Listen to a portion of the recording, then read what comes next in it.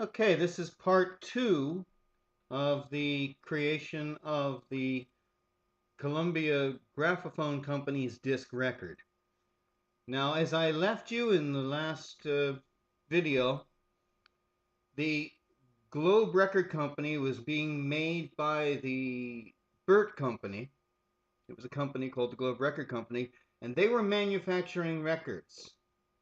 And the record was called Climax, and it was basically an embossed record, no label.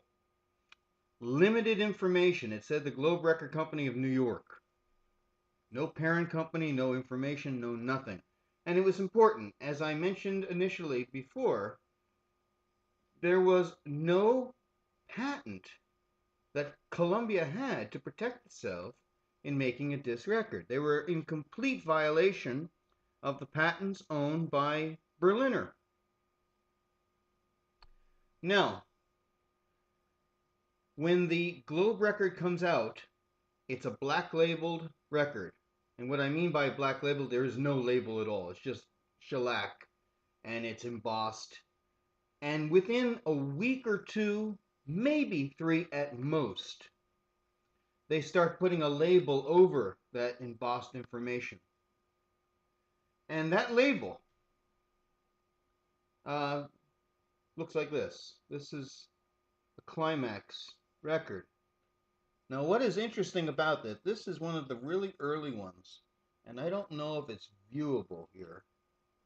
But if you look carefully, you will see underneath this label, you'll see that embossed information. This was only for a few weeks afterwards until those embossed records were all gone. And then they changed the records around a little bit and came up with a record like this, basically the same label, but nothing embossed on the record. And of course, it states that it's a Climax record and it's manufactured by the Globe Record Company for the Columbia Phonograph Company of New York and London. So there's an awful lot of names here, but there's an awful lot of problems here too. As I mentioned, first off, no patent to protect them, so this is done totally illegally. It's kind of done on the QT, so nobody knows what is going on, but it's an open secret. I mean, Eldridge Johnson knew all about this within days of its beginnings. And they didn't bother with it too much, but they were biding their time. Now you have to understand, Eldridge Johnson's going through his issues right now. He's going through court cases with Zonophone because there's litigation constantly going on between Johnson and Seaman. Finally, on October 3rd, 1901, the Victor Talking Machine Company is formed. And that is basically taking the patents of Berliner and the assets of Johnson, putting them together and creating this company called Victor. Now, once this happens, and once they get their act together, they decide to pay a call on the Burt Company. As 1901 was drawing to a close, there were some issues between the Columbia Phonograph Graphophone Company and the Burt Company. A lot of it had to deal with bills. The bills were late all the time, and they weren't happy. And so Johnson found out about this, and in January of 1902, in secret negotiations with the Burt Company, he purchased for $10,000 the Globe Record Company. Therefore, he owned the company that was manufacturing Columbia's records. This is extremely embarrassing for Columbia. Now, a lot happened during this period of time. I mentioned in the last video about Joseph Jones and his patent that he was trying to get on wax disc recording, and it was rejected until Philip Morrow got into it and kind of changed the whole thing around a little bit to make sure it would be approved. Now, they pay Jones $10,000, excuse me, $25,000, and then it is approved finally on December 10th, 1901. And Columbia and Edward Easton, who's in charge of the company, they all breathe a sigh of relief that now they have something to legitimize what they're doing. And so they all kind of take a vacation during the holidays. And in January, Eldridge Johnson, as I said, purchased the Globe Record Company. So he owns Globe. And what he does is a midnight raid on the stamping company. He takes all the stampers making the Climax records, brings them to Philadelphia, which is where most of the Victor work was being done at that time, and has each stamper marked with VTM. What does that stand for? Victor Talking Machine Company. And so Columbia not only has to deal with someone else owning the company making their records, their own records advertise their competitor.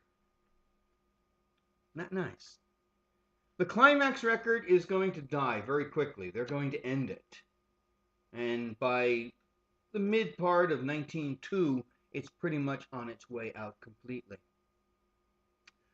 Edward Easton sues immediately Victor, but also negotiates with him. And they work out a deal because Easton has a great bargaining chip at this point. It's the Jones patent, which he could basically use against the Berliner and Johnson interests.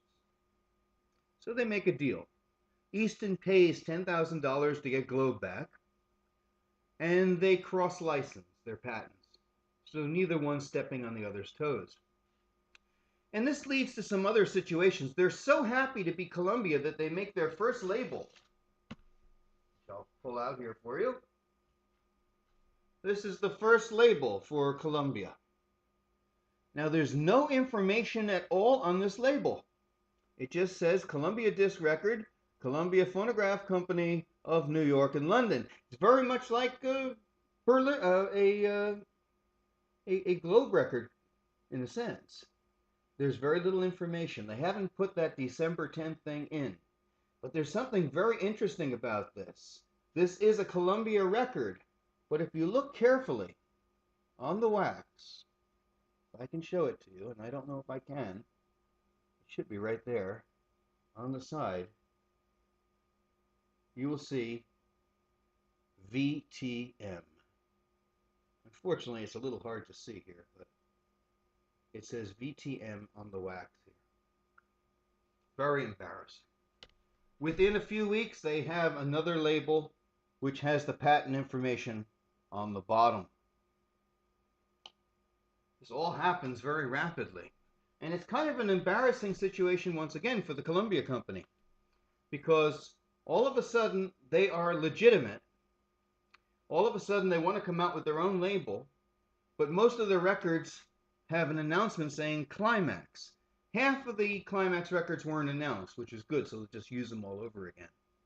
But for about a year, many times you would get this Columbia record, put the needle on it, and immediately it would announce very proudly to you that it was a Climax record. And that was a problem. And it took a short while. But at this point, Zonophone and Columbia records are being made together because Columbia kind of had a little bit of an interest in Zonophone. Eventually, the Victor Company would get Zonophone, starting around late 1903 into early 1904. But the Columbia disc, finally, after the Jones patent, becomes legitimate. And they start a brand new episode in the history of sound recording. And this has been a very, very quick history. I've left out a lot because there's so much to tell you. But I hope you enjoyed it.